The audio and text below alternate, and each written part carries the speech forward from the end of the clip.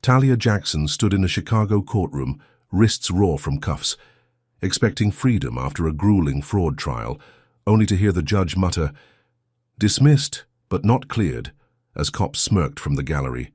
Sweat beaded on her brow. She dodged a 10-year sentence, yet the half-victory stung worse than defeat. Whispers rippled. She's still guilty. Outside, a brick crashed through her car window, a note tied to it reading, "Thief." This wasn't the end, just the start of a nightmare that would shred her life for years. What could she do next? Before we dive in, let me know where you're watching from, and if you stand for justice against all odds, hit like and subscribe, because tomorrow's explosive episode will leave you speechless.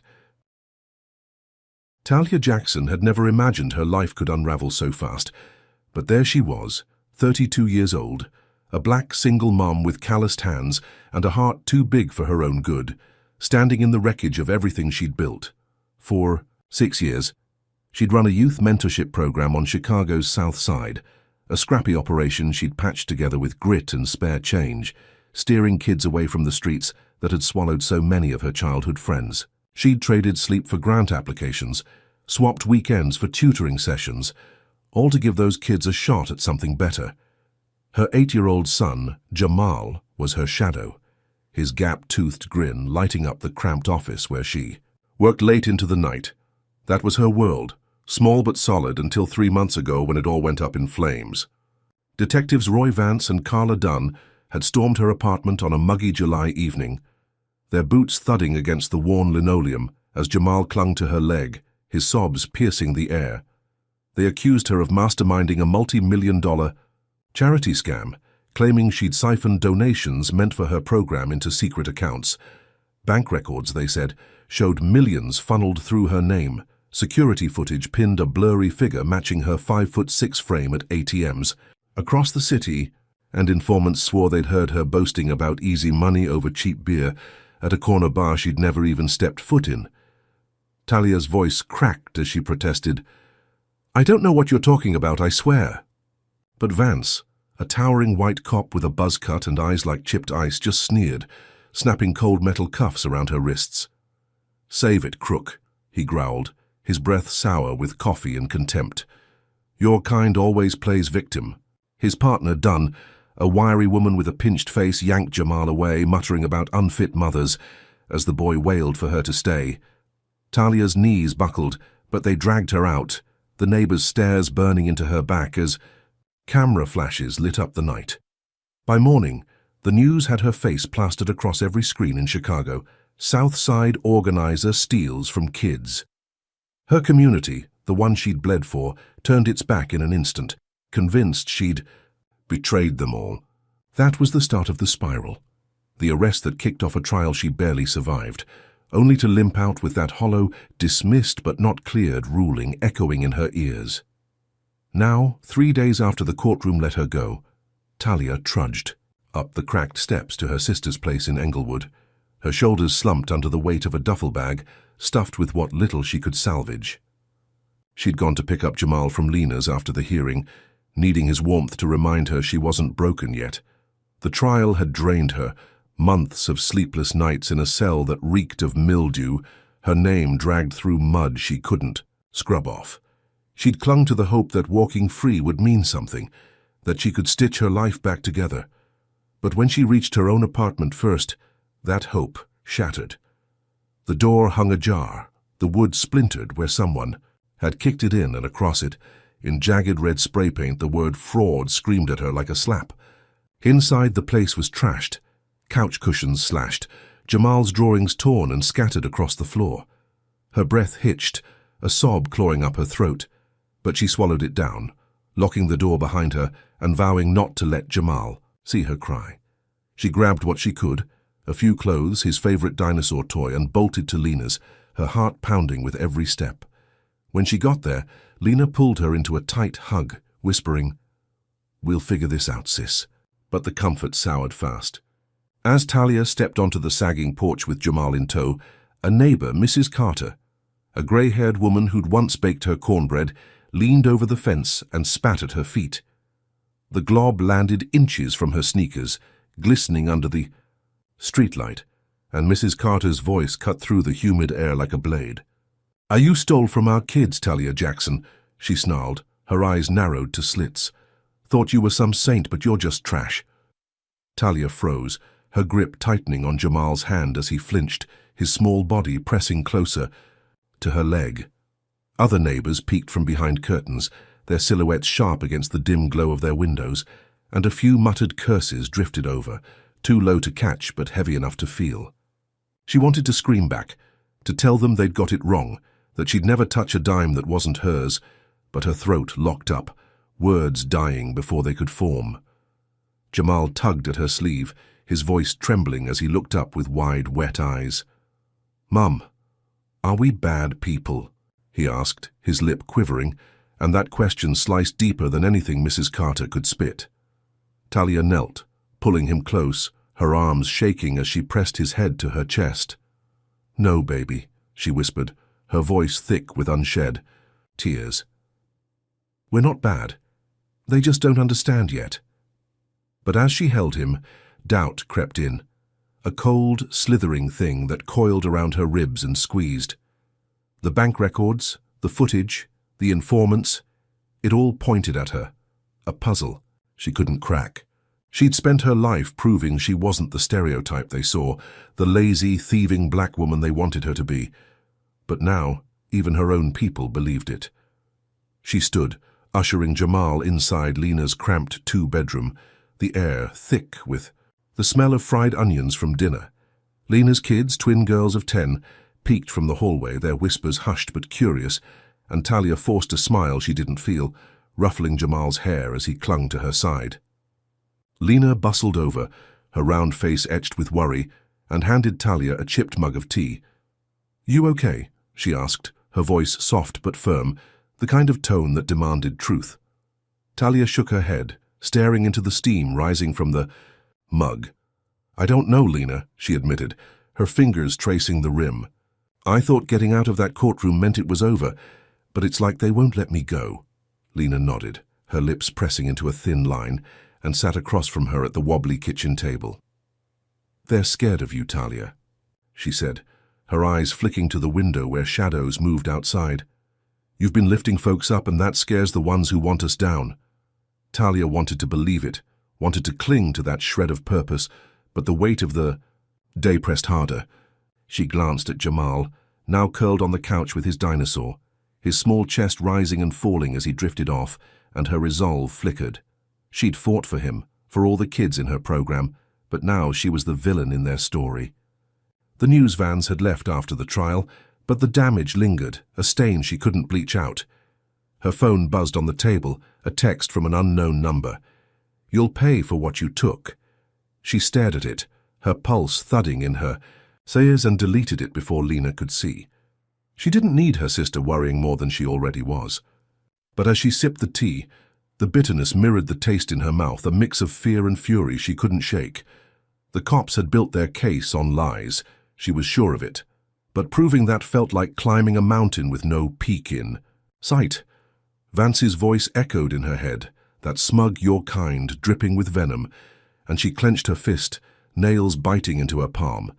He'd wanted her to break, to bow, and she hadn't, not yet. But as she looked around Lena's tiny place, the walls closing in, she wondered how much more she could take.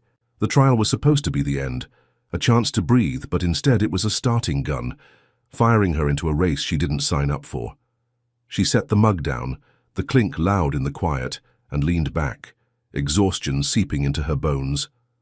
Jamal stirred, mumbling in his sleep, and she crossed to him, brushing a hand over his forehead. "I'll fix this," she whispered, more to herself than to him, but the promise felt fragile, like glass under a boot. Outside, a car engine rumbled, too close, too slow, and her stomach twisted. She peeked through the blinds, catching the glint of headlights before they peeled away, and her breath hitched.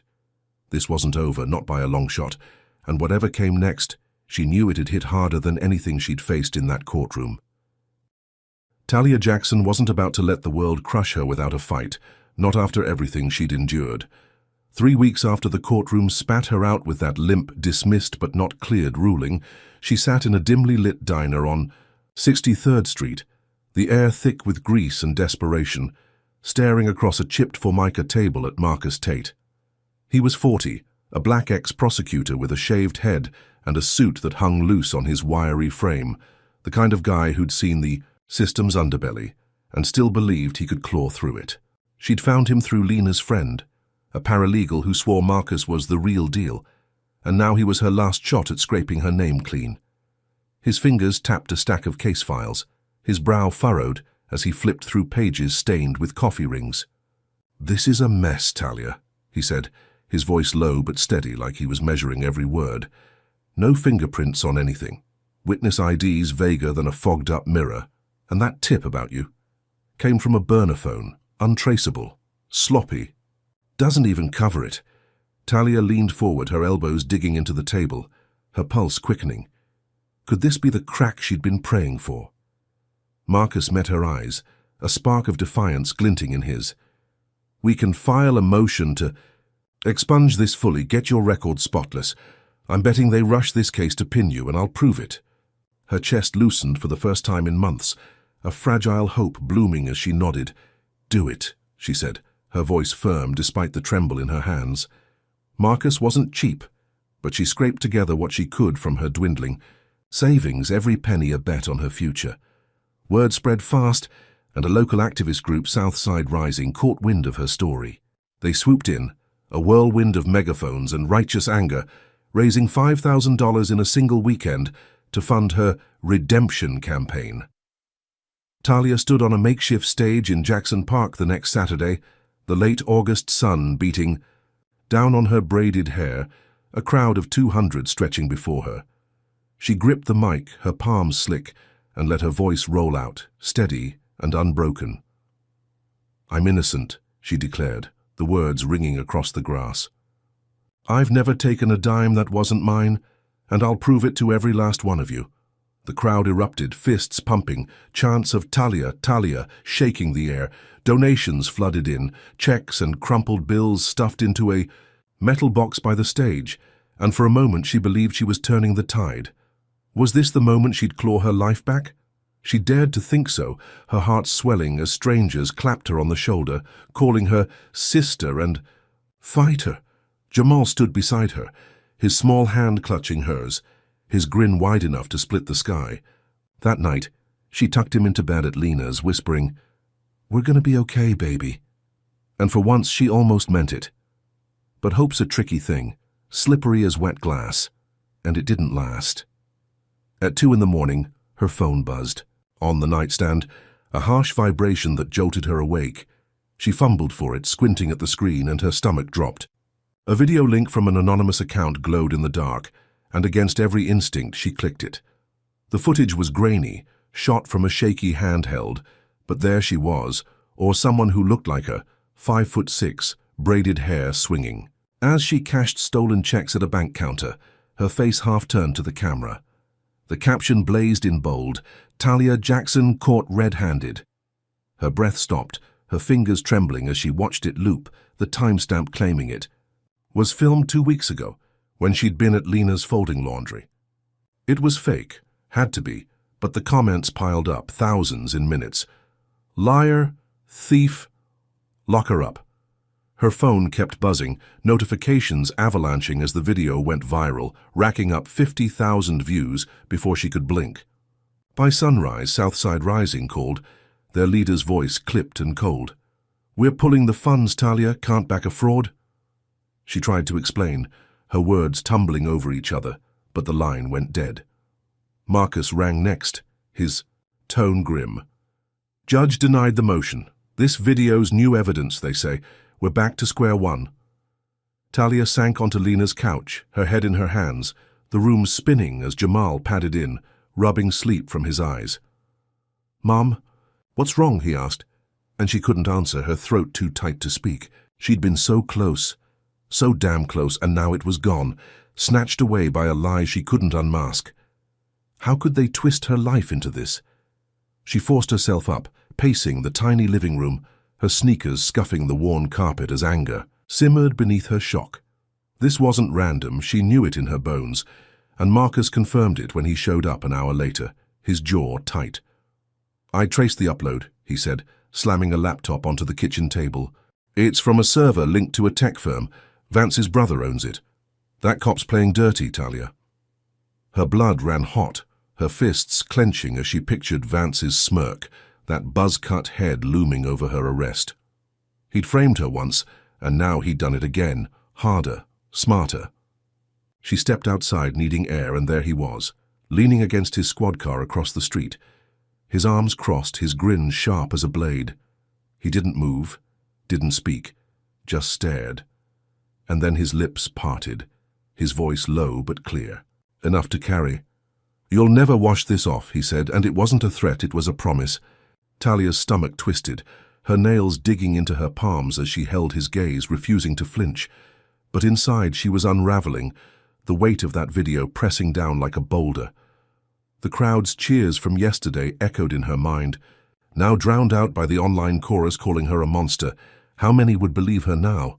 She turned back inside, slamming the door, her breath ragged as she leaned against it.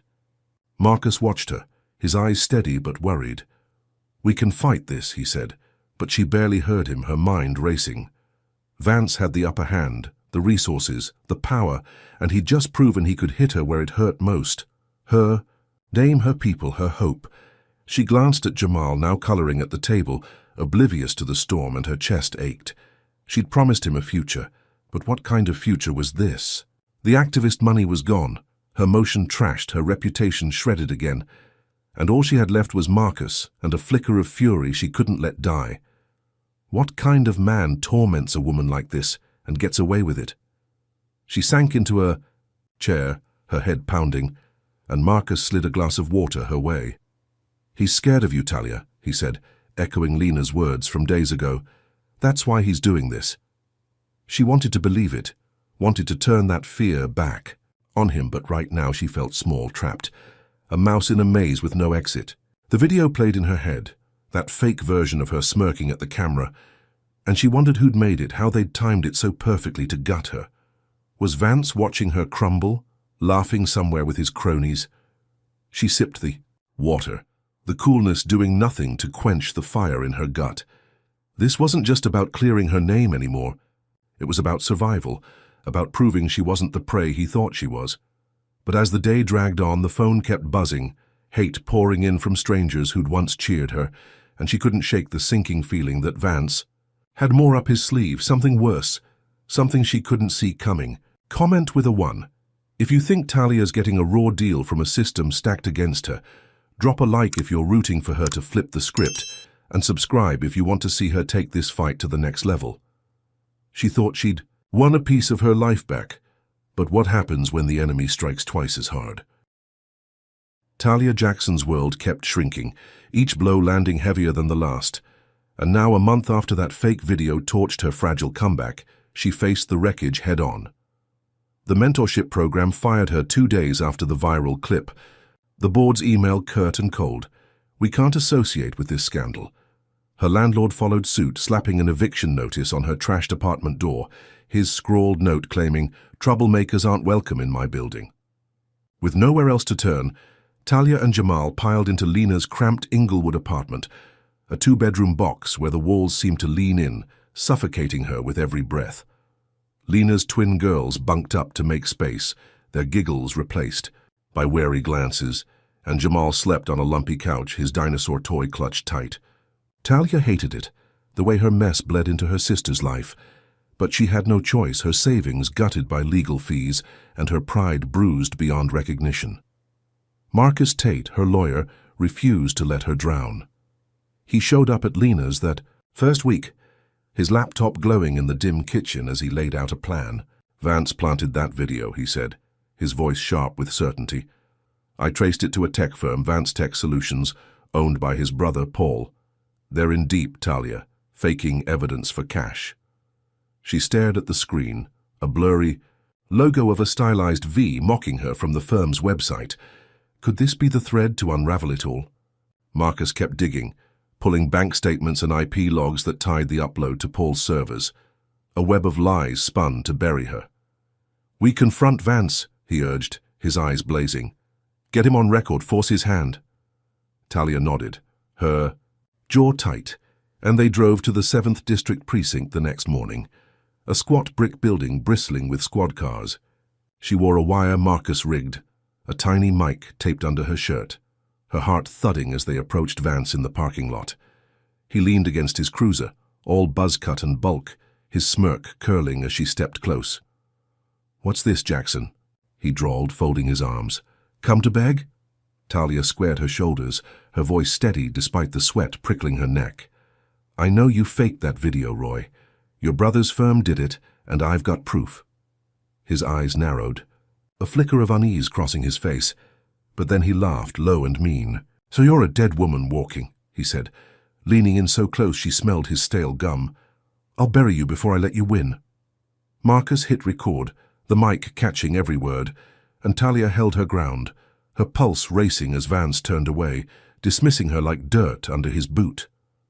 They uploaded the audio that night, a raw 3-minute clip posted to every platform she could think of, captioned, "Detective Vance admits frame-up." It exploded, racking up 100,000 plays by dawn, the internet lighting up with outrage.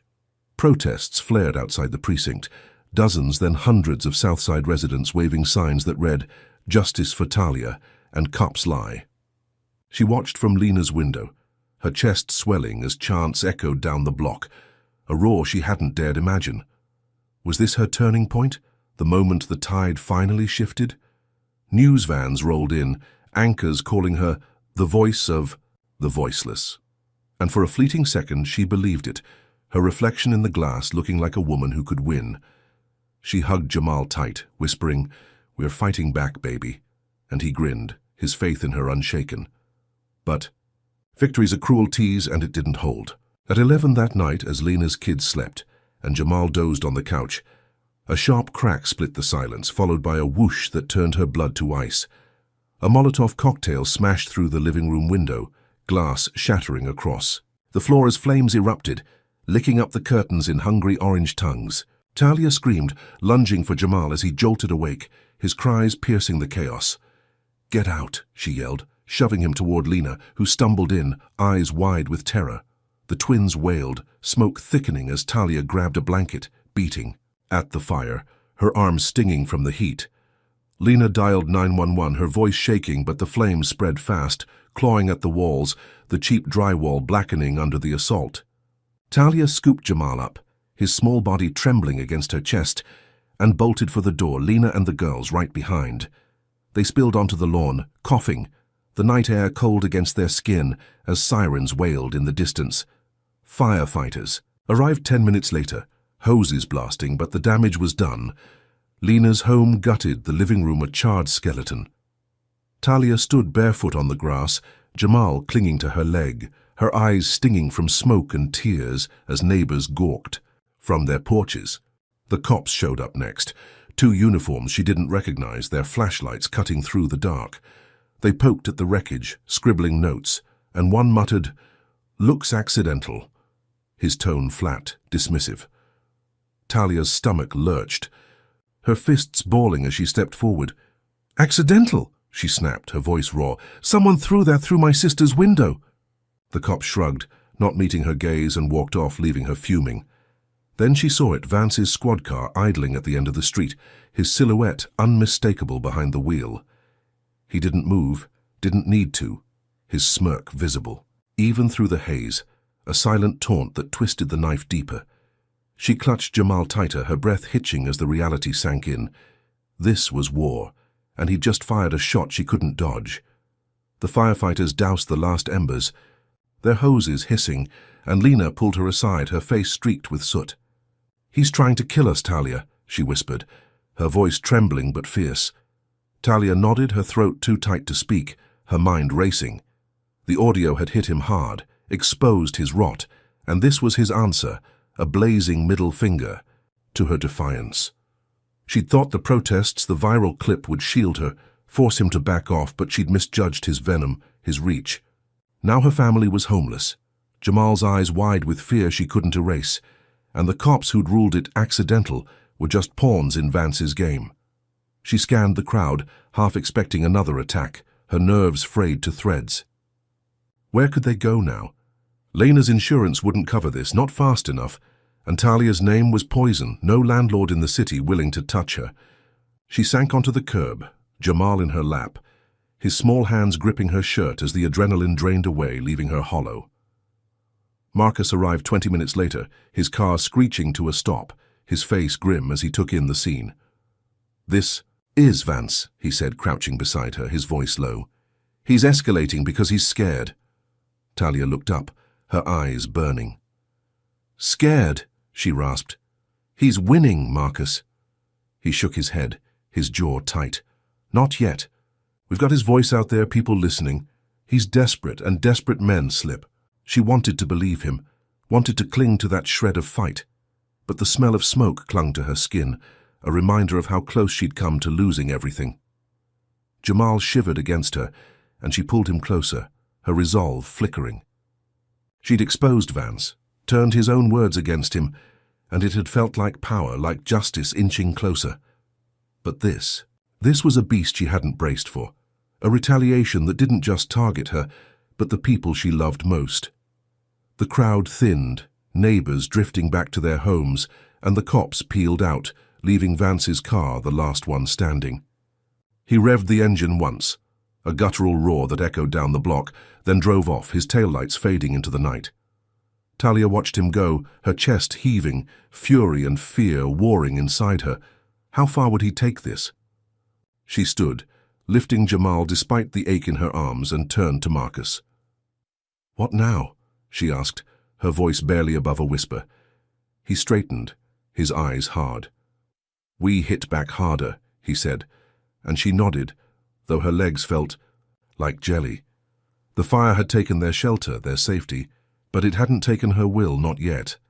She glanced at the smouldering ruin of Lena's place, the charred couch where Jamal had slept, and her stomach twisted.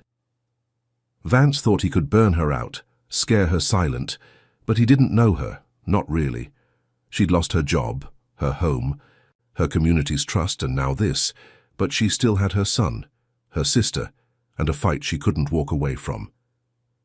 The night pressed in, heavy and still, and as she followed Marcus to his car, Jamal's head on her shoulder, she knew the next blow was coming, something darker, something she'd have to face with nothing left to lose. She shook him off, her chest heaving but stayed put, her eyes locked on Vance's retreating shadow. This was his game, his retaliation, and it was worse than fire, worse than anything she'd faced. The lawsuit had rattled him, the injunction clipped his wings, and now he'd struck at her heart. She sank onto the curb, the concrete cold against her legs, her mind racing. How could he take her son and walk free? Jamal's cry looped in her head, a sound she'd never unhear, and she knew she'd trade anything to get him back, even the fight she'd sworn to finish. Marcus crouched beside her, his voice low. "We've got the suit, the evidence. He's desperate, Talia. This is his panic move." She nodded, numb, but desperation didn't soften the blow. Her boy was gone, snatched from her arms, and Vance's whistle still rang in her ears, a taunt she couldn't shake. She'd thought the protests, the injunction would shield her, but they'd only painted a bigger target. The motel room loomed behind her, empty now, the bed still warm where Jamal had slept. She stood, wiping her face, her resolve steeling. Despite the ache, she'd sue, she'd fight, but first she'd get him back, whatever it cost. Tony called an hour later, his voice grim. "Signals from a warehouse in back of the yards. I'm scoping it now." Talia grabbed her jacket, her hands shaking as she zipped it up. "I'm coming," she said, and Marcus didn't argue. His car peeling out as they raced across the city, the skyline a blur of lights and shadows. They hit the warehouse at dawn, a crumbling brick hulk on 47th Street, its windows boarded and streaked with grime. Tony met them out front, his flashlight cutting through the grey, and pointed to a side door, rusted but ajar. Talia's breath caught as they crept in, the air thick with dust and oil, her eyes darting for any sign of Jamal. Footsteps echoed ahead, and she froze, Marcus signaling quiet. Two goons stood by a stack of crates, their masks off now, faces hard and unfamiliar. Jamal sat between them, wrists tied, his eyes red from crying. Talia moved before she could think, rushing forward, and the men turned, startled. "Give me my son," she roared, her voice bouncing off the walls. "Marcus," and Tony flanked her, fists ready, and the goons hesitated, then bolted, dropping a knife as they ran. Talia untied Jamal, pulling him close, his sobs soaking her shirt as she rocked him. "I've got you," she whispered, her heart pounding, relief flooding her like rain. They'd traded the lawsuit for this, a deal she'd make 1,000 times, and as they stumbled out, the dawn breaking over the city, she thought it was over. She'd sworn off the fight, vowed to keep her head down, but as she hugged Jamal tighter, she couldn't shake the chill creeping up her spine. Vance wasn't there, but his shadow was, and she knew he'd never let this end so easy. Comment with a 1 if you think Talia should have kept pushing despite the risk. Smash that like button if you're furious. Vance can stoop this low, and subscribe to catch every twist of her battle. She thought getting Jamal back was the end, but what happens when the system turns her victory into a new trap? Talia Jackson thought she'd bought her peace with blood and tears, trading that lawsuit to claw Jamal back from Vance's goons. But the universe had other plans, and they were crueler than she'd ever imagined. 2 days after the warehouse rescue, she stood in Lena's patched-up Englewood apartment, the plywood windows rattling in the late August wind, her arms wrapped around Jamal as he clung to her waist. The motel was behind them, a nightmare she'd scrubbed from her mind, and Lena's place, though scarred, felt like a fragile sanctuary. She'd sworn off the fight, her voice hoarse from promising Marcus she'd lay low, let the dust settle. No more, she'd told him that morning, her eyes hollow as she stirred oatmeal for Jamal on Lena's dented stove. "I just want my boy safe." Marcus had nodded, reluctant but understanding, his laptop shut for once as he sipped coffee at the table. She'd thought it was over, that dropping the suit had sated Vance's rage, but she'd misread the game, underestimated the depth of his venom. At 10 in the morning, the front door banged open, a sharp thud that jolted her spine straight, and 4 CPS workers stormed in, their navy blazers crisp against the peeling wallpaper. Jamal yelped, dropping his spoon, and Talia stepped forward, her hands up. "What's this?" she demanded, her voice shaking as a woman with a clipboard shoved past, her eyes cold behind wire-rimmed glasses. "Talia Jackson," the woman snapped, her tone clipped and official, "we're taking custody of your son, effective immediately." Talia's breath stopped, her chest caving as 2 workers flanked Jamal, their hands reaching for his arms. "No," she roared, lunging to shield him, but a burly man blocked her, his grip iron on her shoulder. "He's deemed at risk," the woman continued, reading from her clipboard like it was a grocery list. "Unstable home environment, documented fire incident, suspected criminal ties." Jamal screamed, "Mom!" his small body twisting as they pulled him toward the door, and Talia fought, her nails digging into the man's arm, her voice raw. "That's a lie, I got him back, he's safe." But the woman didn't flinch, her pen scratching notes as the others dragged Jamal outside, his sneakers squeaking on the linoleum. Lena burst from the bedroom, her robe flapping, and grabbed the woman's arm. "You can't do this," she yelled, but a worker shoved her back and Talia stumbled after them, tears blurring her vision as Jamal's cries faded down the stairs. She collapsed on the porch, her knees slamming concrete, her hands clawing at the air as a grey van peeled away, her son's face pressed to the window, mouth open in a silent wail. Marcus raced in minutes later, his car skidding to a stop, his face ashen as he took in the scene. "What happened?" he demanded, crouching beside her, but she could barely speak, her sobs choking her words. "CPS took him," she gasped, her fingers digging into his sleeve. "They said I'm unfit after the fire, after everything."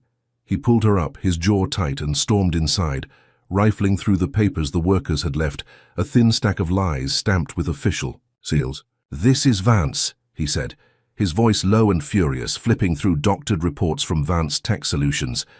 "They claim you abused Jamal, bruises from the kidnapping spun as your fault, fire blamed on neglect. It's all fabricated." Talia's stomach heaved, bile rising as she pictured Vance's smirk, his whistle from the motel lot. He'd lost the lawsuit but found a sharper knife, slicing her family apart with the system's own blade. She wiped her face, her resolve. Cracking and bolted for the precinct, her sneakers pounding pavement, her breath ragged. Could she make them see? She burst through the doors, the lobby buzzing with uniforms, and spotted Carla Dunn, Vance's wiry partner, leaning on the desk, her pinched face twisting into a sneer. "Get him back!" Talia shouted, her voice echoing off the tiles, and Dunn straightened, her hand on her baton. "Are you nothing here?" she spat, stepping close, her breath hot with disdain. "Unfit mothers don't get a say." Talia lunged, fists clenched, but Dunn shoved her hard, sending her crashing into a bench, her elbow cracking wood. A crowd gathered, phones out, filming as she scrambled up, her chest heaving. "He's my son," she screamed. But the cops just watched, their eyes blank, and Dunn smirked, daring her to swing again. No one helped, not the desk sergeant, not the janitor sweeping nearby, their silence a wall she couldn't breach. She staggered outside, the August sun blinding, her spirit splintering as she sank against the precinct wall, her screams swallowed by the city's hum. Marcus found her there, his car idling as he pulled her in, his voice steady but strained. "We'll fight this, Talia," he said, but she shook her head, her hands trembling in her lap. "They've got him," she whispered, her voice breaking. "I gave up everything and they still took him." She'd traded the suit, thought it'd end the war, but Vance had doubled down, weaponizing CPS with lies so twisted she couldn't untangle them. The precinct loomed behind her, a grey fortress of power she couldn't crack, and Dunn's words burned in her skull. "You're nothing." Was that true now? She'd fought so hard, exposed Vance, rallied a city, and still they'd ripped. Jamal away, her boy, her reason, gone in a flash of bureaucratic cruelty. Marcus drove her back to Lena's, the streets blurring past, and she stared out, numb, her mind replaying Jamal's cry, his small hands reaching as the van stole him. Lena met them at the door, her eyes red, her twins hovering behind her, scared and silent. "They can't do this," Lena said, pulling Talia into a hug, but Talia just stood there, her arms limp, her fight draining out.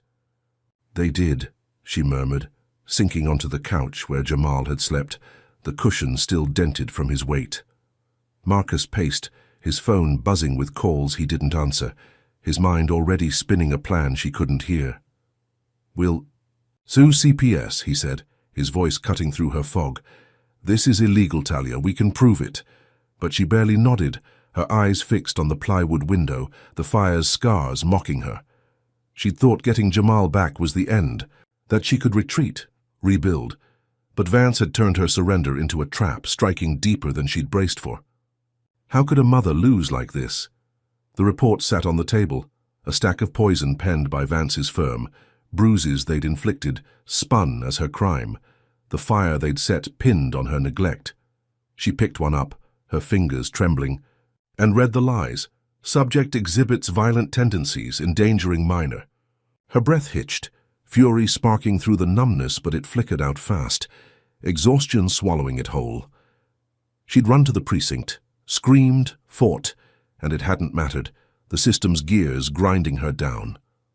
Lena sat beside her hand warm on Talia's knee, but the comfort felt distant, a lifeline too short to reach. "He's tough, Talia," Lena whispered. "He'll hold on."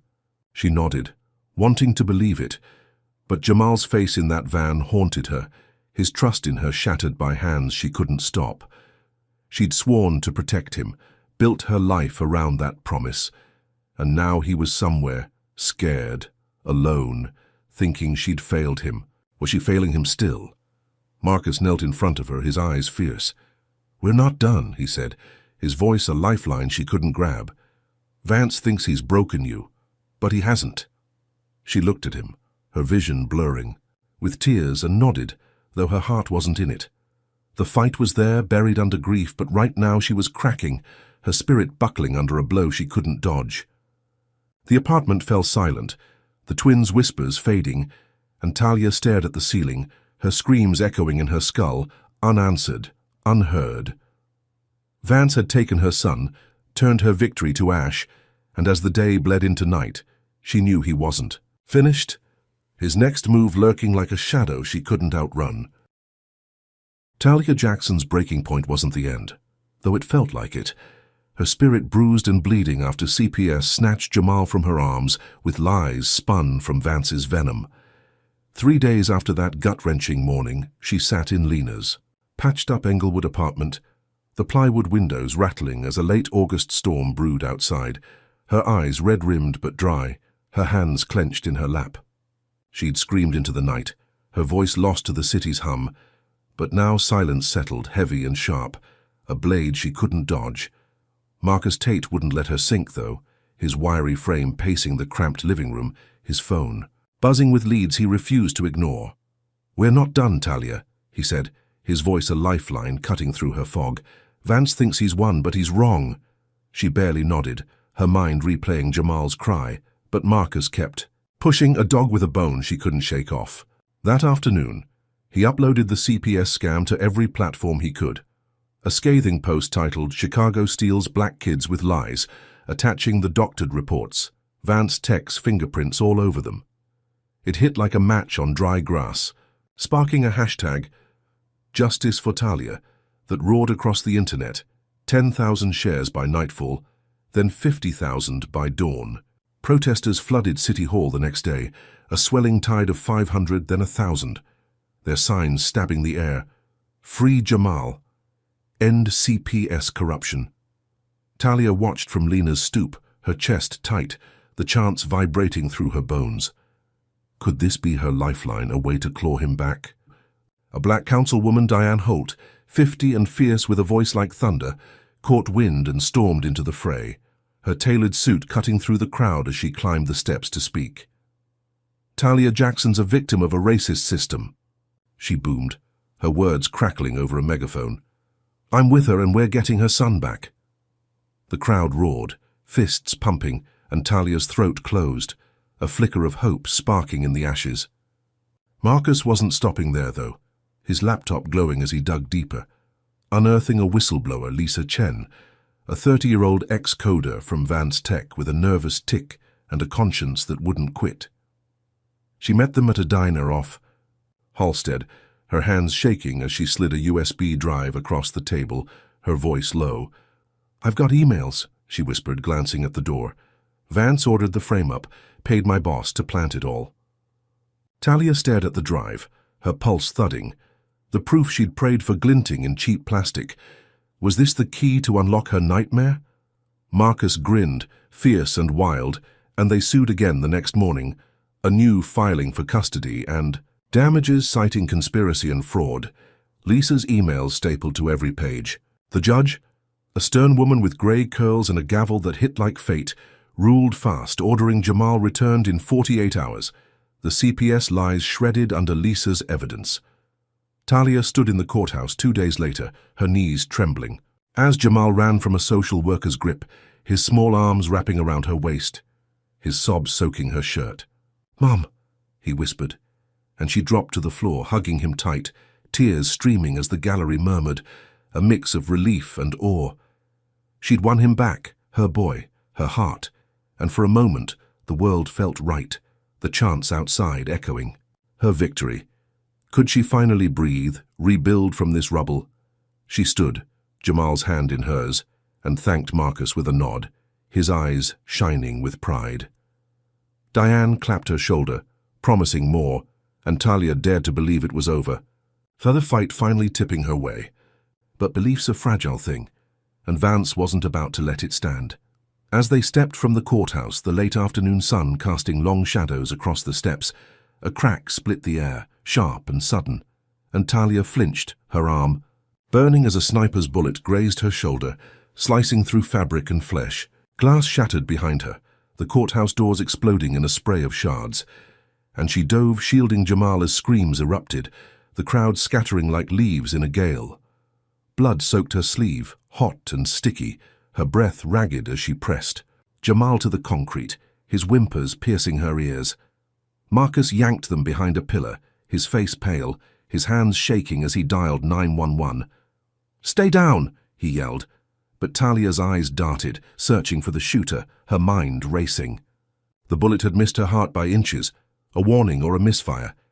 And as sirens wailed closer, she knew who'd sent it.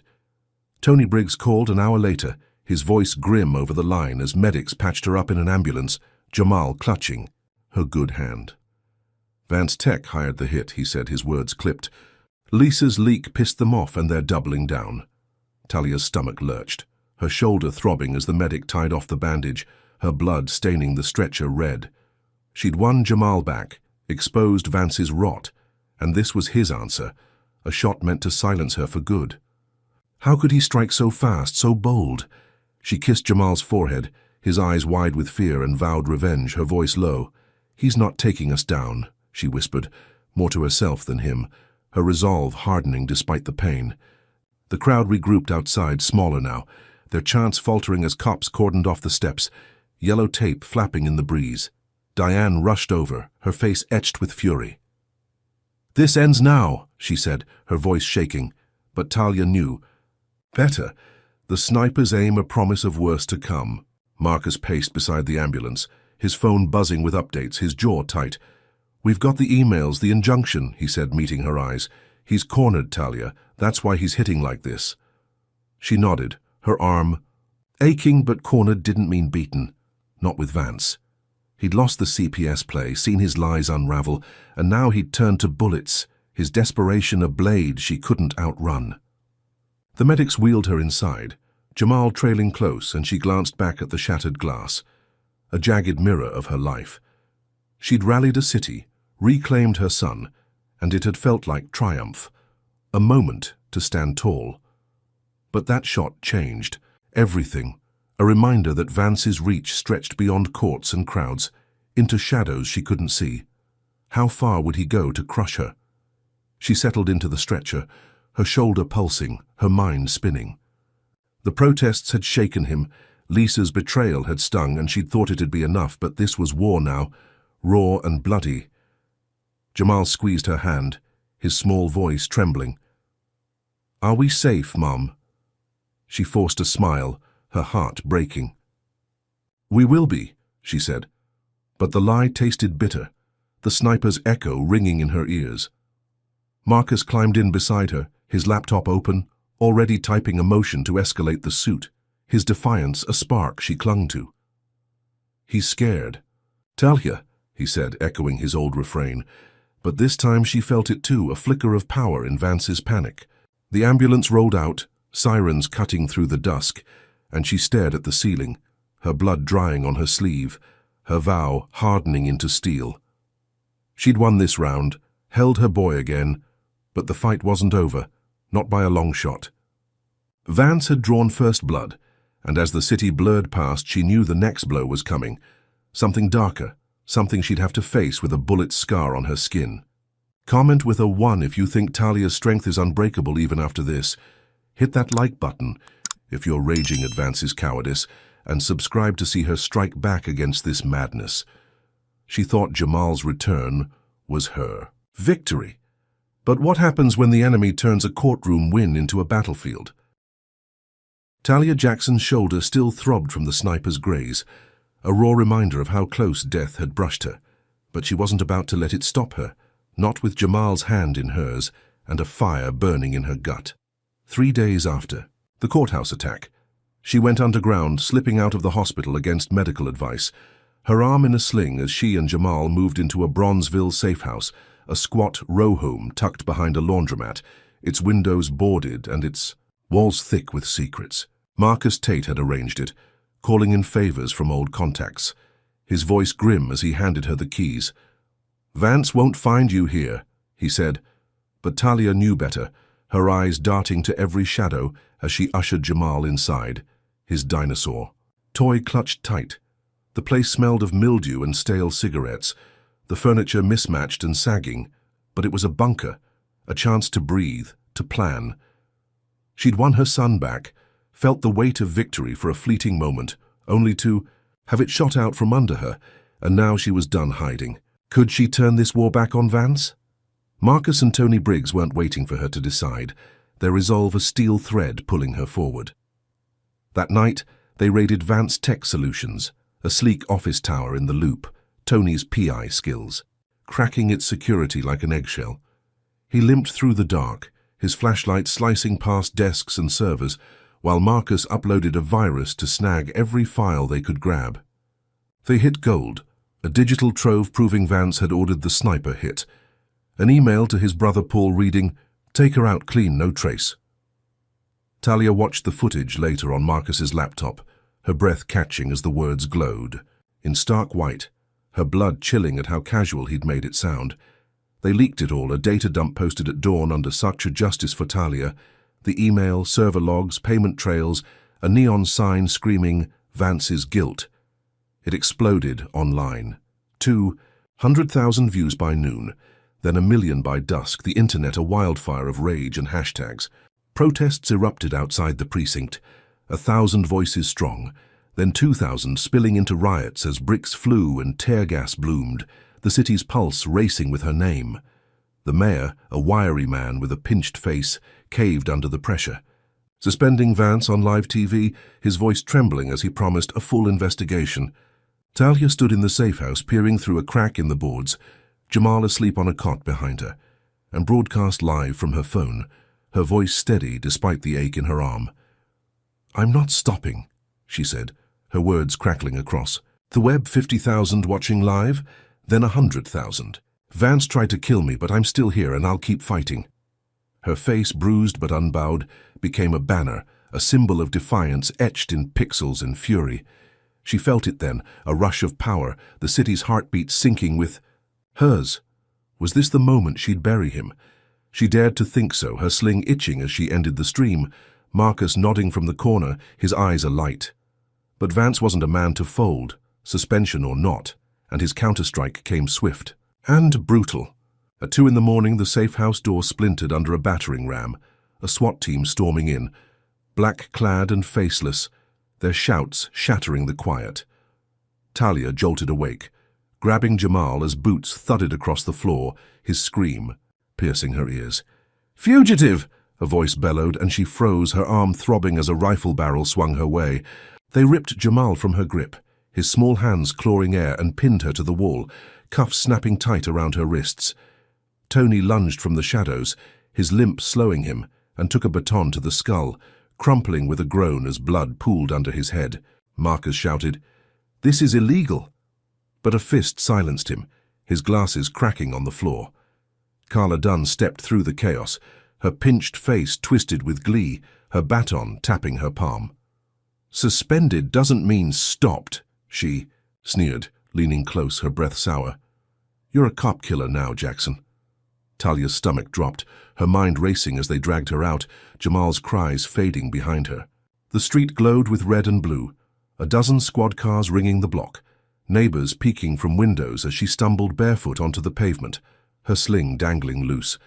They shoved her into a van, the door slamming shut, and she saw that setup, Vance's final play. He'd planted guns in the safe house, doctored logs claiming she'd shot at cops during the raid. Tony's blood spun as her crime. The union backed him, a wall of blue shouting officer safety to the press, their voices drowning out the truth as the van rolled toward the precinct.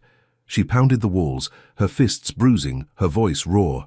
"I didn't do this," she yelled, but the driver just cranked the radio, static swallowing her pleas. The safe house faded in the rear view. Jamal's face lost to her again, and she sank back, her breath hitching. How could they twist this so fast? She'd exposed the hit, turned the city against him, and still he'd flipped it, painting her as the monster. The precinct loomed ahead, a grey fortress buzzing with lights, and they hauled her inside, her feet dragging on tile as Dunn smirked. From the desk. "Book her," Dunn said, her tone light like she was ordering coffee, and Talia's cuffs bit deeper, her shoulders screaming as they shoved her toward a cell. The door clanged shut, the sound a hammer on her skull, and she slumped against the wall, her sling catching on a bolt, tearing free. Her arm hung useless, pain spiking with every breath, but her mind churned, replaying the raid, Tony's fall, Jamal's scream. She'd thought the leak, the riots, would cage Vance, force him to heal, but he'd slipped the noose, his union a shield thicker than law. Was this his checkmate? She slid to the floor, the concrete cold against her legs, her eyes tracing cracks in the ceiling, as exhaustion clawed at her. The cell reeked of bleach and sweat, a tomb for her fight, and she wondered where Jamal was if he'd seen her dragged away, if he thought she'd abandoned him again. Marcus was out there, maybe beaten, maybe worse, and Tony's blood stained her memory, a debt she couldn't repay. She'd broadcast her defiance, rallied a city, and it had felt like power, like justice bending her way, but this was the cost, a trap sprung when she dared to stand tall. Vance's voice echoed in her head, that smug, "I'll bury you," from the precinct lot. And now he had, deeper than she'd feared. Her phone was gone, her sling a rag on the floor, and she had nothing left but the fire in her gut, a flicker she couldn't let die. How long could she hold on? She pulled her knees up, her good hand tracing the graze scar, a jagged line of survival she clung to. The Union's muscle, Vance's pull, it was a machine she couldn't outrun, not locked in here, not with Jamal, lost again. The raid replayed in flashes, the battering ram, the shouts, Tony's limp body, and she knew it wasn't random, a strike timed to gut her when she dared to rise. She'd thought suspension would clip his wings, but he'd soared higher, his claws sharper, and now she was caged, her victory ashes in her mouth. The cell door rattled, a guard tossing in a stale sandwich, his eyes blank as he walked off, and she stared at it, hunger a distant ache. She'd lost the safe house, her team, her son, and the city's roar felt miles away, muffled by these walls. But as the night dragged on, her breath steadying, she vowed to fight, even from this hole, even with nothing left. Vance had turned, her stand into a slaughter, but she wasn't dead. Not yet. And as the fluorescent buzz drilled into her skull, she knew he'd come for more. His next move, a shadow she couldn't dodge. Talia Jackson's wrists chafed raw under the cuffs, the cold steel biting deeper as she sat in a Cook County jail cell, the SWAT raid's echo still ringing in her ears. 2 days after they dragged her from the Bronzeville safe house, she faced a new hell, locked up on a fabricated cop-killer charge, Tony Briggs's blood twisted into her crime. The cell was a concrete box, 8 by 10, its walls streaked with grime, the air thick with bleach and despair, a single bulb buzzing overhead like a wasp trapped in glass. She'd lost Jamal again, his screams haunting her as they'd ripped him away, and now she was here alone, her sling gone, her shoulder throbbing with every move. The guards were Vance's dogs, their badges glinting as they shoved her in, their voices dripping venom. "Thieves don't get rights," one snarled, a stocky man with a shaved head and a smirk, slamming the door so hard the clang rattled. Her teeth.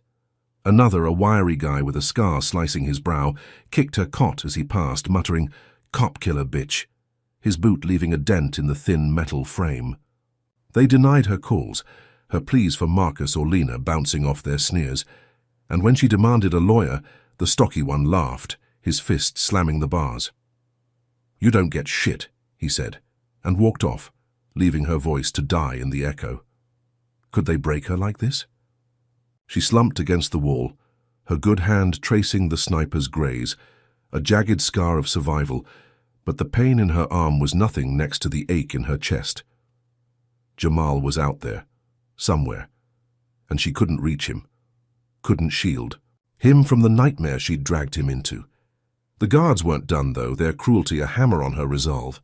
That first night, the wiry one returned, his baton tapping the bars like a metronome, and when she stood defiant, he swung, catching her ribs with a crack that stole her breath. She doubled over, gasping, and he grabbed her hair, yanking her up, his breath hot on her face. "Vance says hi," he hissed, then shoved her down, her knees slamming concrete as he laughed, the sound a blade in her skull. The stocky one joined the next day, pinning her arm as he punched her jaw, her lips splitting, blood dripping onto the floor in crimson dots. "Keep quiet," he growled, "or it gets worse." She spat at his feet, her defiance a spark they couldn't snuff, and he kicked her again, her ribs screaming as she curled into a ball, her vision blurring. How much could she take? Outside, Marcus fought, his wiry frame a blur as he rallied protesters, 1,000 strong outside the jail, their chants seeping through the walls. "Free Talia!" Diane Holt pushed harder, her voice booming on the news, demanding a state probe into the raid, her suit sharp against the chaos. Talia heard snippets, faint echoes from a guard's radio, and clung to them, a lifeline in the dark. Could they pull her out? On the third day, a new guard slipped in, a young guy with nervous eyes, his hands trembling as he pushed a burner phone through the bars. "Record it," he whispered, glancing back, then bolted, his footsteps fading fast. Talia grabbed it, her fingers shaking as she hid it under her mattress, her mind racing. The next beating came at dusk, the stocky guard slamming her against the wall, his fist sinking into her gut, the wiry one cracking her shin with his baton, her yelp swallowed by their laughter. She fumbled the phone free, hitting record, her voice hoarse as she gasped, "They're Vance's men beating me for him." The audio catching every thud, every grunt, their taunts clear as glass. "You're done, Jackson." She stopped it as they left, her body screaming, and smuggled it out the next morning, slipping it to a janitor who nodded once, his eyes darting, then shuffled off. Marcus got it somehow, uploading it that night, a 3-minute clip titled "Jail." Brutality exposed, her voice raw, the blows undeniable. It exploded online, 500,000 views by midnight, then 1 million by noon, the internet a storm of outrage. Talia lives trending as protests swelled. 2,000 now. Then 3,000, their roar shaking the city. The governor caved, ordering her release on bail, the guards' faces sour as they unlocked her cell, her ribs bruised black, her lips swollen, but her eyes blazing. She limped out at dawn, 5 days in, her body a map of pain, but her spirit unbroken.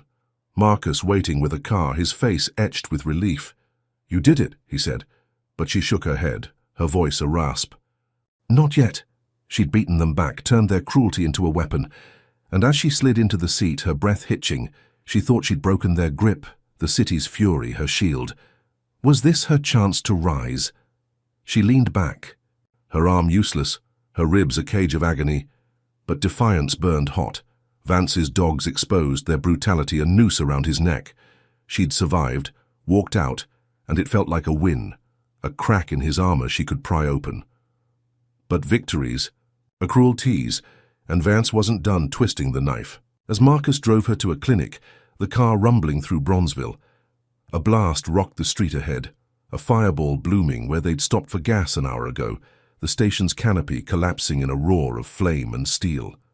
2 bystanders screamed, their bodies crumpling in the wreckage, and Talia's stomach lurched, her hand gripping the door as smoke billowed black. Marcus slammed the brakes, his eyes wide, and her phone buzzed, a burner number flashing, Vance's voice crackling. Through low and smug. "Next time it's you," he said.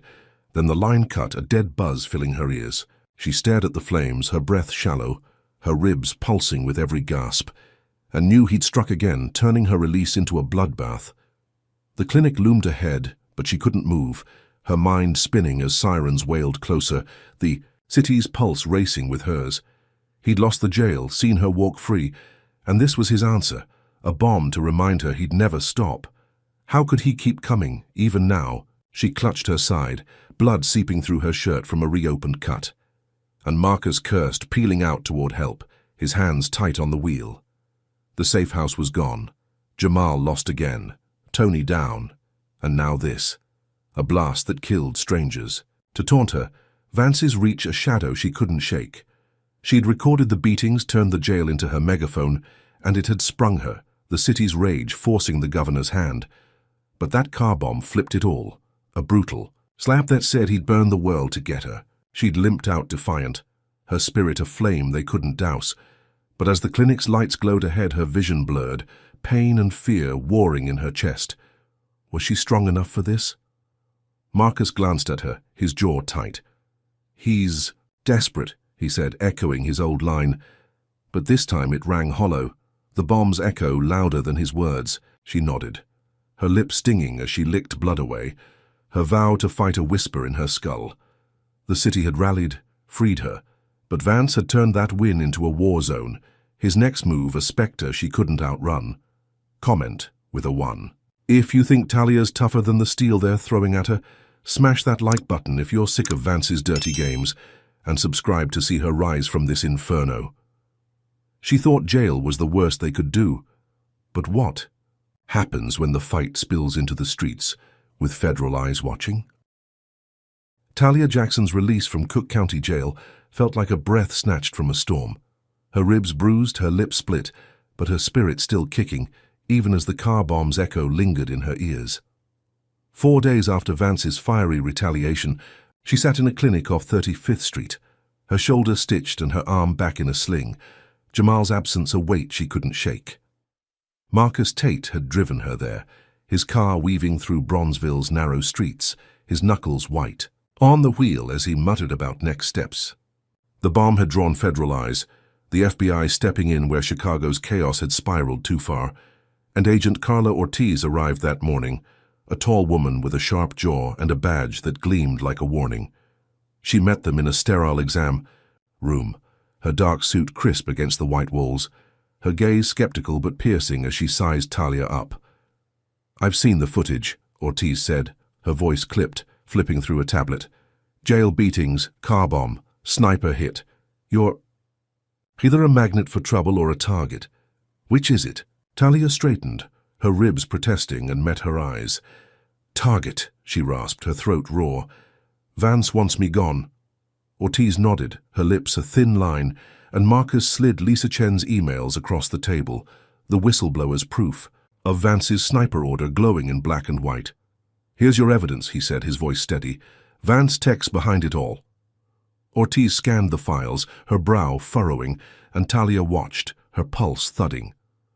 Could the feds finally nail him?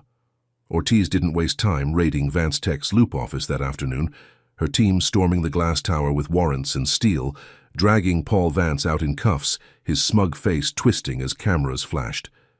Protests hit fever pitch outside, 3,000 strong now, spilling across Michigan Avenue, their chants a roar that shook the city's bones. Justice for Talia. News vans swarmed, anchors calling her Chicago's martyr, her bruised face plastered on every screen, a symbol of defiance carved in blood and grit. She stood at the clinic window, peering through blinds, her chest swelling as strangers waved signs with Jamal's name, a flicker of hope sparking in her gut.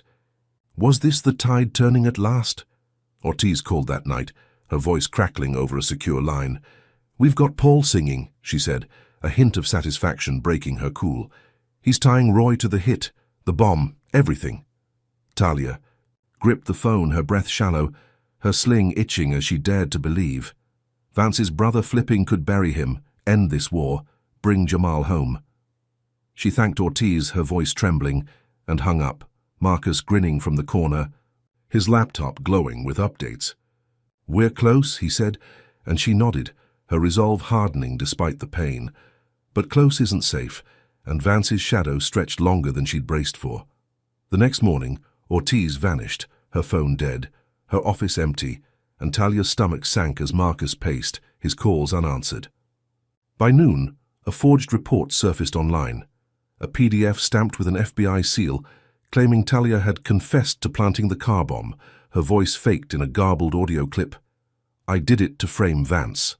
It spread like wildfire, 100,000 downloads in an hour, then 1,000,000. The internet turning on her fast, comments screaming, "Liar and killer." She stared at Marcus's screen, her breath hitching, the lie so slick it felt real even to her. How could they twist this now? Protesters faltered, their roar dimming as doubt crept in. And by dusk, a mob formed outside Lena's patched-up place, where Talia had moved back, her safe house gone. She heard them first, a low growl swelling into shouts, 200 strong, their faces twisted with rage as they surged up the street, bricks and bottles in hand. "Murderer!" they yelled, and Talia froze, Jamal's dinosaur toy on the couch beside her, her heart hammering as Lena bolted the door. "Stay back!" Lena shouted, but the mob didn't care, a rock smashing through the plywood window, glass and wood splintering across the floor. Talia grabbed a kitchen knife, her good hand shaking, but they kicked the door down, a flood of bodies spilling in, their fists swinging as she swung back, the blade nicking a man's arm before they wrestled it free. They dragged her outside, her sling tearing, her ribs screaming as boots and hands rained down, her blood smearing the pavement. "You killed those people!" a woman shrieked, her nails raking Talia's cheek, and she curled tight, her breath ragged, her mind spinning. Carla Dunn stepped from the chaos, her pinched face gleaming with triumph, and planted a bloody knife beside Talia, her voice loud for the cameras. "Self-defense," she sneered. "She came at us." The mob roared, their blows doubling, and Talia's vision blurred, pain exploding as a boot cracked her jaw, her teeth grinding blood. Was this how it ends? She'd trusted the feds, thought Ortiz would seal it, but Vance had flipped the script, his reach snaking into the FBI itself. The crowd filmed, phones glinting like vultures' eyes, but no one helped, their cheers drowning, her gasps as she clawed the asphalt, her nails snapping. Jamal's scream cut through, sharp and desperate from the porch. "Mom!" And the mob paused, startled, their fists hovering as Lena shoved through, pulling him back. That split second saved her, a gap she didn't waste, rolling free and staggering to her feet, blood dripping from her lip, her arm useless as she stumbled toward Lena's arms. The mob hesitated, Jamal's cry a crack in their fury, and sirens wailed closer, scattering them into the dusk, their shadows fleeing down alleys. Talia collapsed on the steps, her chest heaving, her face a mask of cuts and bruises, Lena cradling her as Jamal sobbed into her side. Marcus screeched up minutes later, his car skidding, his face pale as he took in the wreckage, the planted, knife glinting on the ground. "Jesus," he muttered, helping her up, his hands shaking. "They faked Ortiz out, Talia. She's gone, and this is Vance's payback." She nodded, her jaw throbbing, her breath shallow as she leaned on him, the mob's roar still echoing in her skull. The FBI raid, Paul's confession, it had rattled Vance, pushed him to the edge, and he'd struck back with a lie so bold it turned her city against her. How deep did his claws go? She'd thought federal eyes would shield her, trap him, but he'd outplayed them, vanishing Ortiz, forging her downfall, unleashing a mob to finish what the bomb couldn't. The street was quiet now, littered with glass and blood, neighbors peeking from curtains, their silence a wall she couldn't breach. Lena locked the door, her hands trembling, and Jamal clung to Talia, his small body shaking as she kissed his forehead, her lips stinging. "I'm here," she whispered, but the words felt hollow, her victory ashes in her mouth. Marcus paced, his phone buzzing with dead ends, his voice low. "We've got the emails, the raid logs," he said, meeting her eyes. "He's desperate, Talia. That's why he's hitting like this." She nodded, her ribs pulsing, but desperation didn't soften the blow. The mob's fists a reminder of how fast hope could flip to hate. She'd rallied a city, trusted the feds, and it had felt like a lifeline, a chance to bury Vance. But this was his answer, a street war she couldn't win alone. The clinic had patched her, the jail had freed her, but now she was bleeding again, her son's scream her only anchor. How could she fight when the ground kept shifting? She sank onto the couch, Jamal in her lap, her good hand stroking his hair. As Lena patched her cuts, the sting of alcohol sharp against her skin, Marcus knelt beside her, his jaw tight. "We're not done," he said. But she barely heard, her eyes fixed on the broken window, the night pressing in. Vance had turned her stand into a slaughter, his lie a noose she couldn't slip, and as the city's pulse faded, she knew the next blow was coming, a shadow she couldn't outrun. Talia Jackson's body was a battlefield, her face swollen from the mob's fists, her ribs cracked, her shoulder pulsing under a torn sling. But she wasn't dead yet, not while Jamal's small hand clung to hers. 2 hours after the mob scattered, from Lena's stoop, she lay in a hospital bed at Mercy, a sterile cube off 26th Street, the beep of monitors cutting through the haze of painkillers dripping into her arm. Lena had rushed her there, Marcus trailing in his beat-up sedan, Jamal's. Sobs filling the back seat as blood soaked Talia's shirt, her breath shallow from the beating. The ER stitched her up, a nurse with kind eyes taping her ribs, but safety was a lie. The hospital's white walls no shield against Vance's wrath. She'd thought the mob was his final swing, a brutal end to her defiance, but she'd misjudged his hunger, his need to crush her completely. Marcus didn't waste time, his wiry frame pacing the hall as he leaked Agent Ortiz's raid logs online, a digital lifeline proving the FBI had Vance's brother, Paul, spilling secrets before Ortiz vanished. The files hit at midnight, 100,000 downloads by dawn, The internet roaring back to life with justice for Talia. The forged confession debunked as fast as it had spread. Protesters regrouped, 5,000 now, their chants rattling the hospital windows. Talia lives! The governor, a nervous man with a receding hairline, bowed to the pressure, ordering Vance's arrest on live TV, his voice cracking as he vowed justice. Talia watched from her bed, Jamal curled beside her, his dinosaur toy pressed to his chest, the screen's glow flickering across his tear-streaked face. Could this be the end at last? Cops nabbed Vance that afternoon at his lake house on Lake Michigan, a sprawling retreat 30 miles north, his buzz-cut head ducking as they cuffed him, his curses spitting through the news feed. She exhaled, her ribs aching, a fragile hope blooming, as Marcus grinned from the doorway. "He's done, Talia," he said, his voice steady. "Grand jury's next." She nodded, her lips stinging, and let herself believe it. Her testimony prepped via video. A shaky stream from her hospital bed to the courthouse, her words raw but firm. "Vance framed me, shot at me, took my son. End this." The jury listened. The city held its breath, and she thought she'd won, the fight finally tipping her way. Was this her moment to rest? She hugged Jamal tighter, his small body warm against her side, and closed her eyes, the painkillers softening the edges of her pain. But Vance wasn't a man to stay caged, his union a beast with deeper claws than she'd braced for. That night, a judge sprang him on a technicality, a missing timestamp on Ortiz's logs, his smirk flashing across the 11 o'clock news as he walked free, vowing retribution.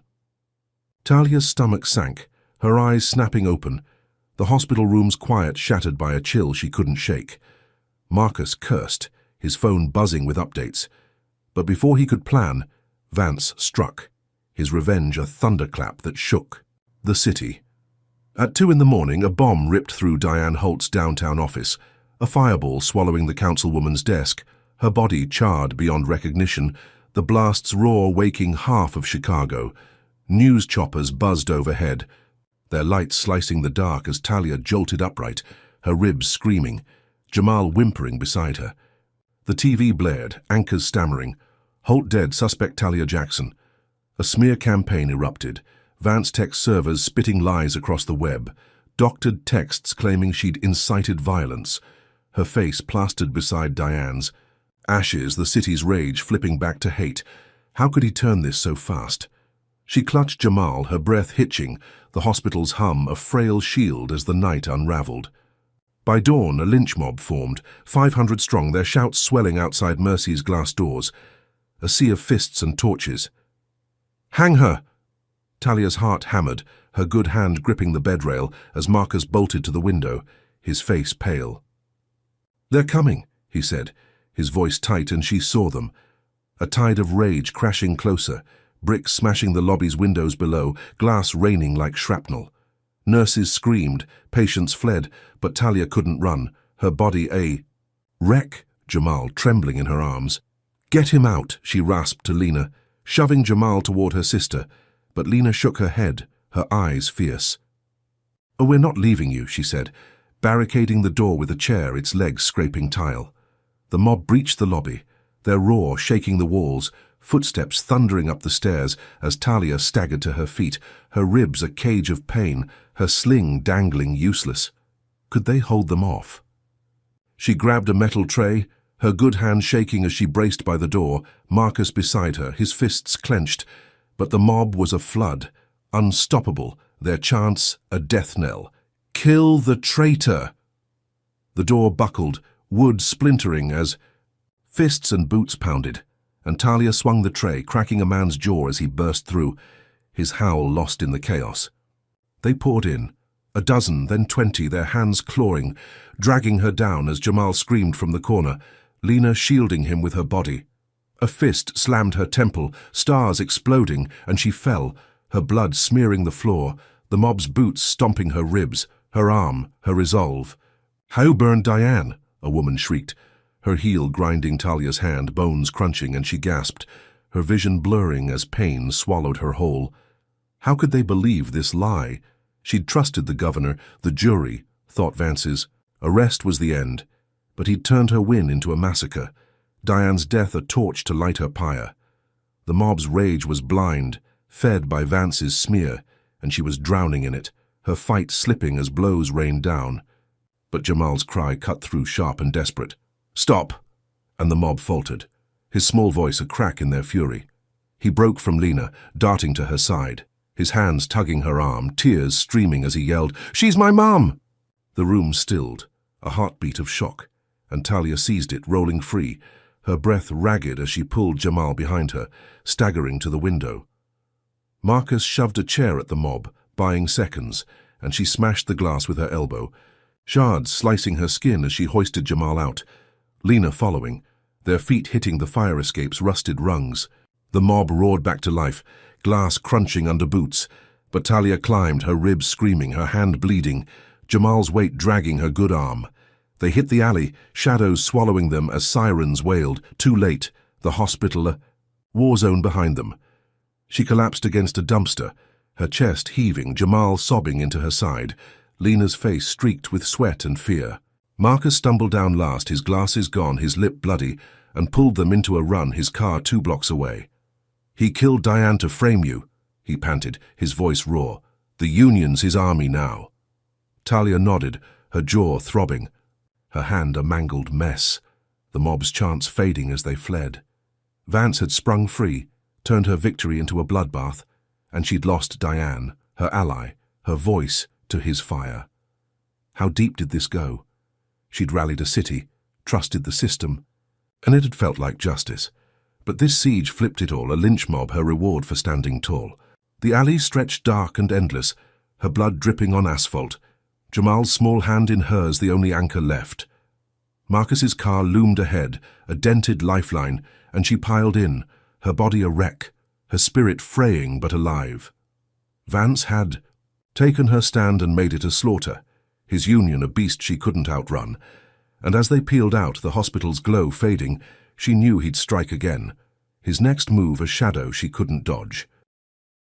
Talia Jackson's escape from the hospital siege left her battered, her ribs a cage of pain, her hand a mangled wreck, but she wasn't broken, not while Jamal's small frame pressed against her in the back seat of Marcus Tate's dented sedan. 3 hours after they fled Mercy's chaos, they huddled in a church basement on 47th Street, a crumbling sanctuary beneath St. Paul's steeple, its walls thick with dust and prayer. Marcus had floored it through Bronzeville, dodging cop lights and mob shadows, until he'd found this hideout, a favor from a pastor who owed him one. The basement was a crypt, lit by a single bulb swinging from a frayed cord, its glow flickering over pews stacked with hymnals and a cot where Jamal now slept, his dinosaur toy tucked under his chin. Talia sat beside him, her good hand stroking his hair, her breath shallow as blood crusted on her split lip, her sling gone, her shoulder throbbing with every pulse. Lena paced near the stairs, her robe torn from the escape, her eyes darting to the trapdoor above, while Marcus hunched over his laptop, his fingers flying as he dug into Vance's dirt. Could they hold out here? She'd lost everything. Home, allies, nearly her life. But this basement was a breath, a chance to strike back. Marcus didn't waste it. His wiry frame taut as he unearthed Vance's offshore accounts, a trail of millions funneled through a racist militia, the Chicago Purity Front, their logo a clenched fist on a red field. "Look at this," he said, his voice low, spinning the screen to show Talia wire transfers, emails, a ledger linking Vance to armed extremists who'd bankrolled the sniper, the bomb, the frame-ups. Her stomach twisted, her good hand clenching as she read a memo. "Eliminate Jackson. Destabilize resistance." This was bigger than Vance, a web of hate with roots she couldn't see, and Marcus kept digging, his eyes blazing. "We tip the feds," he said, uploading the files to an FBI hotline, his keystrokes a drumbeat in the quiet. Could this bury him for good? She nodded, her jaw tight, and they waited, the basement's silence a weight pressing down, Jamal's soft snores, her only anchor.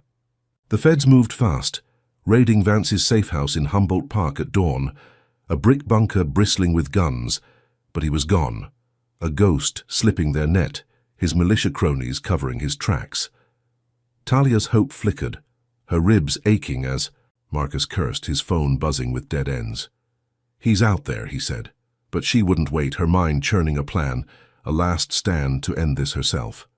She lured Vance to a pier off Lake Michigan that night, a jagged stretch of concrete 30 miles east, the water black and churning under a moonless sky.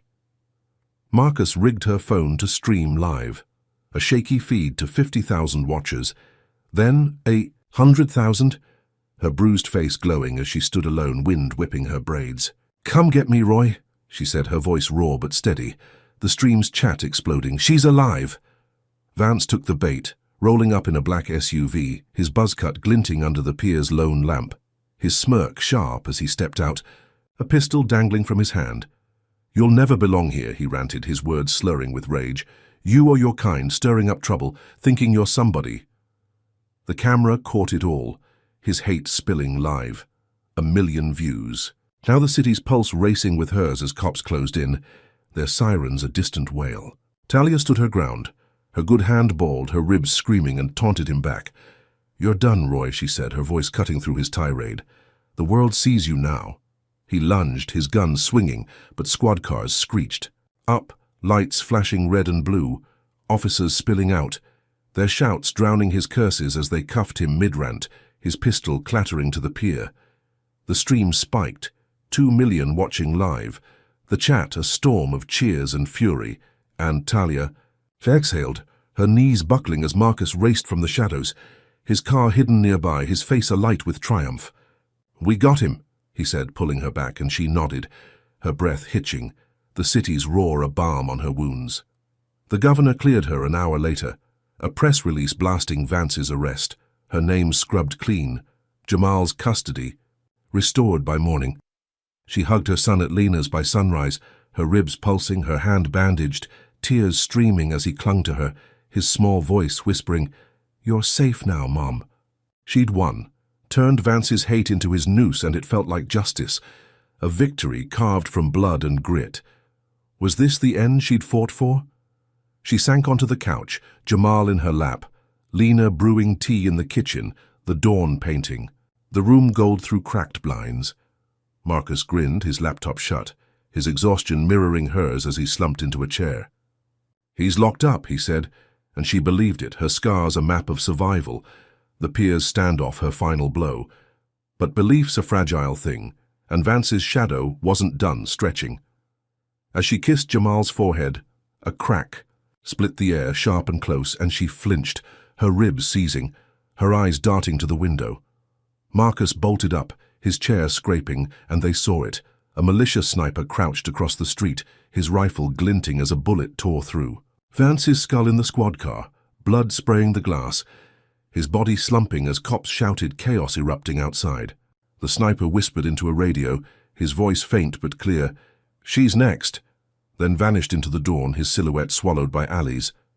Talia froze, her breath shallow, Jamal trembling in her arms as Lena rushed over, her tea spilling.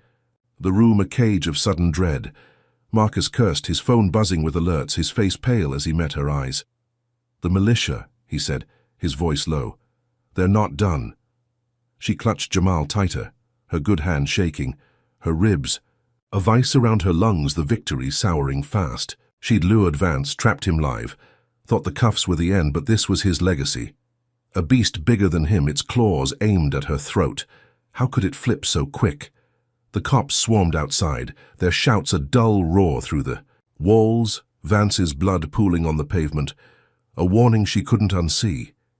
She'd rallied a city, turned his hate into her weapon, and it had felt like triumph, a chance to breathe, to heal. But that sniper's shot changed everything. A promise of war she hadn't braced for. The militia stepping from his shadow to finish what he'd started. Her hand throbbed, her ribs pulsed, and she stared at the window, the dawn's gold fading to grey, her scars itching as dread crept in. Jamal's small voice broke the silence. "Mum, what's happening?"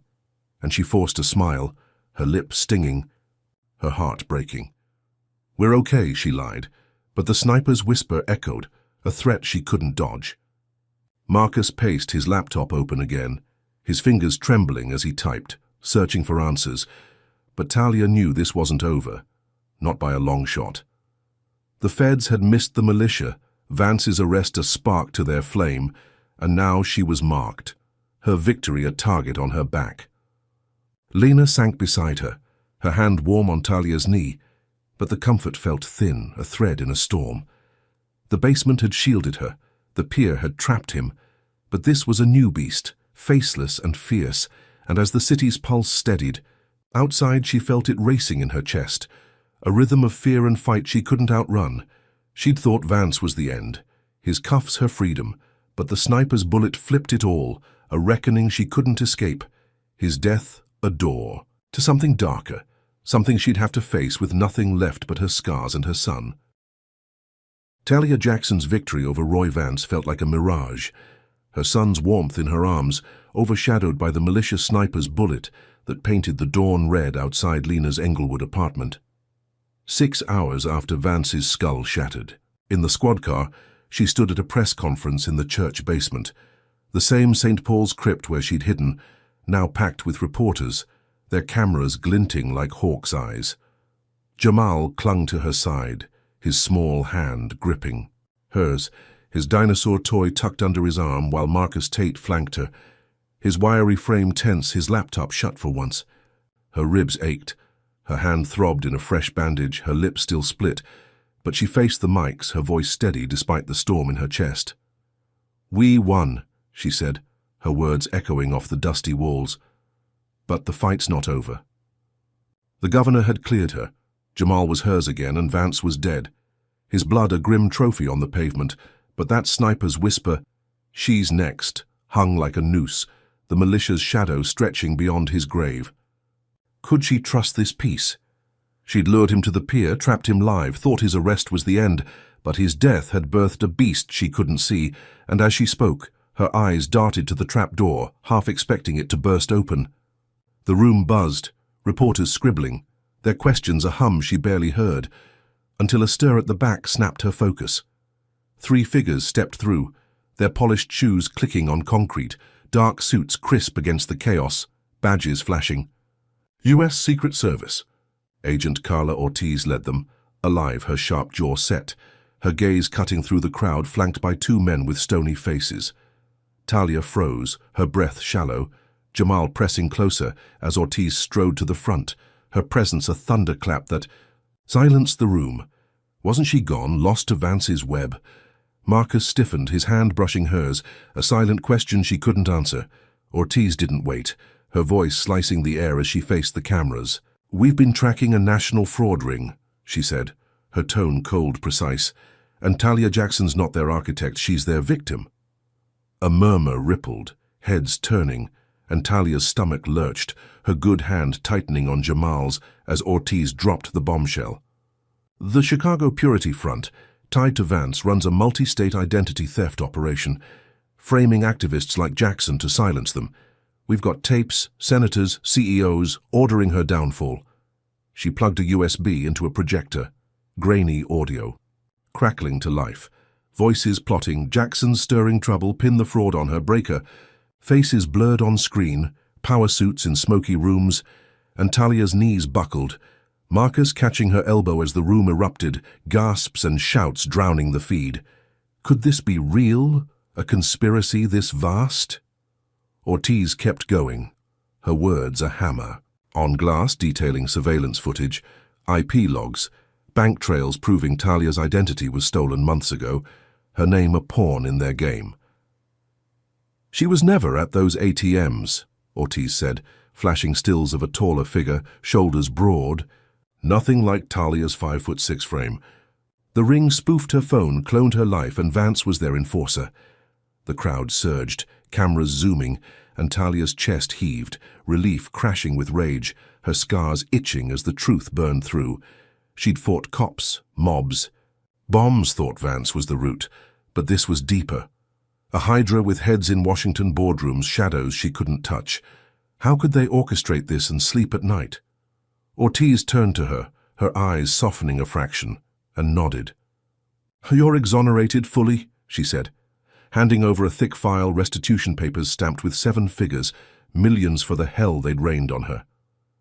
The governor followed, his voice shaky on a live feed, announcing arrests, senators hauled from offices, CEOs cuffed in penthouses, the city's pulse racing with hers as the news broke live. 3 million watching now, the basement a crucible of justice. Talia clutched the file, her ribs pulsing, Jamal's small hand in hers, and stepped to the mic, her voice raw but firm. "I survived," she said, "and I'll keep fighting. For every one of us they try to bury." The room roared, applause, thundering, and she hugged Jamal tight, tears streaking her bruised face, the weight lifting, her name clean, her son safe. Was this the dawn she'd bled for?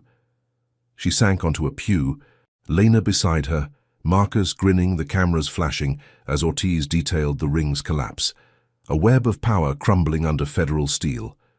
The Secret Service had stormed in, flipped the script, and it felt like victory, a reckoning carved from her scars, her grit, her refusal to fold. She'd rallied a city, trapped Vance, survived his malicious wrath, and now this, a truth so big it shook the nation, millions flowing to rebuild her life, Jamal's future hers again. She exhaled, her ribs easing, the basement's dust settling. As reporters swarmed Ortiz, the story spiraling beyond her, a tidal wave she'd sparked. But triumph's a fleeting guest, and as she spoke her final words, a buzz cut the air, sharp and alien, a militia drone hovering outside the basement's high window, its red eye glinting in the dawn. It dropped a note, a scrap fluttering to the floor, and Marcus snatched it, his face paling as he read aloud, "You're marked." Talia's breath stopped, her good hand pulling Jamal close, her ribs a vice as the drone whirred away, its hum fading into the city's din. Lena cursed, her tea mug clattering, and Marcus bolted to the trapdoor, his voice tight.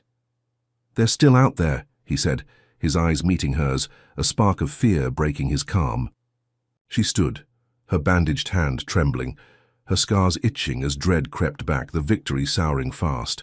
The Secret Service had gutted the ring, cuffed its heads, but the militia lived, Vance's ghost a spark in their flame, and she was their target, her win a beacon they'd hunt. How could they strike now after all this? She'd thought the tapes, the arrests were the end, a clean slate carved from chaos, but that drone flipped it, a promise of war she couldn't dodge.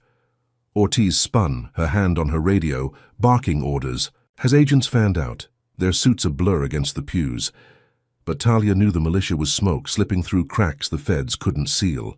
She'd rallied a city, turned Vance's hate into her shield, and the Secret Service had crowned her, millions her armor, but this was a new beast, faceless and fierce, its claws aimed at her throat. Jamal's small voice broke the silence. "Mom, are we okay?" And she forced a smile, her lips stinging, her heart racing. "We will be," she said, but the lie tasted bitter, the drone's buzz echoing in her skull. Marcus paced, his laptop open again, his fingers flying as he searched for leads, but Talia stared at the note, its jagged ink a scar on her mind. "You're marked." The basement's walls closed in, the bulb flickering, and she felt it, a rhythm of fear and fight she couldn't outrun. Ortiz knelt beside her, her voice low. "We'll protect you," she said, but Talia nodded absently, her eyes fixed on the window, the dawn's light a frail shield. The ring was down, Vance dead, her name clean, but the militia's drone was a vow, a shadow she couldn't shake, and as the city cheered her triumph outside, she knew this was just round one, a war she'd face with scars and steel, her son's hand her only anchor in the storm. Talia Jackson's journey and cops demand black woman a harsh sentence, but the USSS walks into court with a bombshell, offers raw lessons carved from resilience and systemic injustice. First, it reveals the unrelenting grip of racial bias, where Talia, a black single mom, faces a cascade of false accusations, fraud, violence, murder, amplified by a corrupt system eager to see her fail. Her story underscores that innocence isn't enough. It's a battle won through grit and community, not just evidence. Second, it exposes the layers of power shielding racism, from rogue cops like Vance to militias and high-ranking officials, showing how deep the roots of hate can burrow. Talia's defiance teaches that fighting back, even when cornered, can spark change, her viral leaks and public stand turning whispers into roars. Yet the sniper's bullet and militia drone remind us that victory is fragile. A single win dwarfed by a war that doesn't end. Her survival hinges on adaptability, shifting from safe houses to courtrooms, from silence to screams, proving that strength isn't static, it's forged in chaos. Finally, the Secret Service twist hammers home that truth can surface from unexpected allies, but only if you endure long enough to see it. Talia's tale isn't just hers. It's a mirror for anyone facing a system rigged to crush them, a call to stand tall when the ground shakes. So, what's the takeaway? Justice demands more than hope. It demands unrelenting fight even when the enemy evolves. What do you think Talia's next move should be against this looming militia threat? Drop a comment with your thoughts. Hit like if her courage inspires you, and subscribe for more tales of unbreakable spirits. Share this if you believe truth deserves a voice. Thanks for joining her fight. May you find strength in your own battles and light in the darkest corners.